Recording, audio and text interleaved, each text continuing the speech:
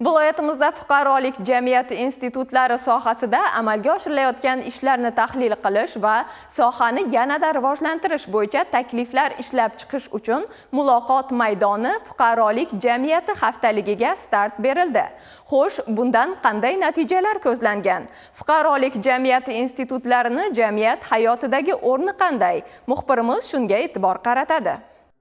Mamlakatimizda qonun ijrosi jarayonida ochiqlik, shaffoflik va jamoatchilik ishtirokini ta'minlash borasida amalga oshirilayotgan islohotlar keng ko'lamli demokratik jarayonlarning mustahkam asosiga aylanmoqda. O'zbekiston 2030 strategiyasida parlament, davlat organlari va fuqarolik jamiyati o'rtasida samarali muloqot va hamkorlik mexanizmlarini shakllantirish ustuvor vazifalar sifatida belgilab qo'yilganligi ham shundan dalolatdir. So'nggi yillarda sohaga oid 50 ga yaqin qonun va qator normativ-huquqiy hujjatlar qabul qilinib, nodavlat notijorat tashkilotlarning faoliyat yuritishi uchun qulay shart-sharoitlar yaratildi. Yangi tahrirdagi konstitutsiyada fuqarolik jamiyati institutlariga alohida bob ajratilib, unga konstitutsiyaviy maqom berildi. Jamoat birlashmalarining ahamiyati, o'zini o'zi boshqarish organlari va ommaviy axborot vositalari jamiyat hayotidagi o'rni aniq belgilab berildi. Bu bilan fuqarolik jamiyatini rivojlantirish davlatning muhim strategik vazifalaridan biri sifatida mustahkamlandi.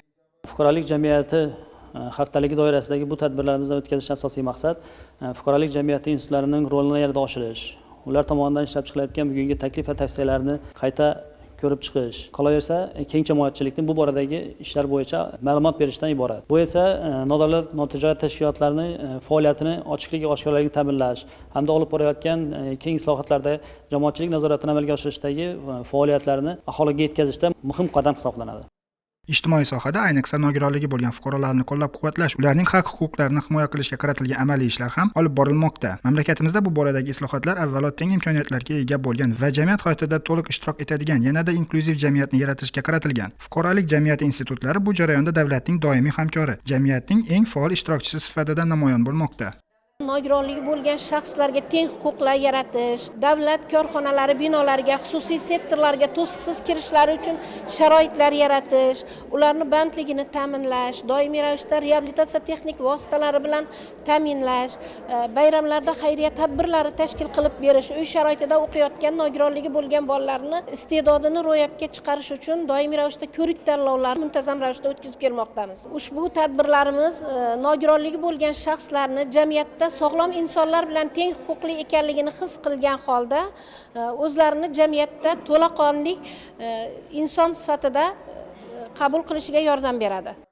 Joriy yilda Oliy Majlis huzuridagi fuqarolik jamiyati institutlarini qo'llab-quvvatlash jamoat fondi va Xorazm viloyati hududiy bo'linmasi tomonidan davlat dolzarb tashabbuslarini amalga oshirish, nodavlat notijorat tashkilotlarining loyihalarini moliyalashtirish uchun 2 milliard so'mga yaqin mablag' ajratildi.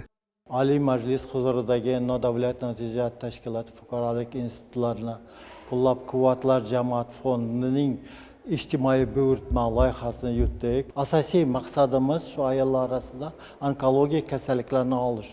Bu 3 qismdan iborat. Birinchi qismi hamkorlik tashkilotlarini mexanizm yaratish. Ikkinchi asosiy profilaktik chora-tadbirlar. Ayollarimiz to'liq tibbiy ko'rik o'tkaziladi va laboratoriya diagnostika o'tkaziladi. Sog'lomlashtirish ishlari olib boriladi. Uchinchi qismi bu loyihani monitoring va baholash. Chunki byudjet pullari tushgan, shu bo'yicha sarflanishi hammasi monitoring qilinadi. Fuqarolik jamiyati institutlari qonun loyihalarini jamoatchilik muhokamasiga chiqarish, huquqiy masalalar bo'yicha xulosa va takliflar berish, aholining turli qatlamlari manfaatlarini davlat organlariga yetkazishda ham faol ishtirok etmoqda. Bu esa xalq davlat uchun emas, balki davlat xalq uchun xizmat qiladigan erkin, ochiq va adolatli fuqarolik jamiyatini barpo etish yo'lidagi muhim qadamdir.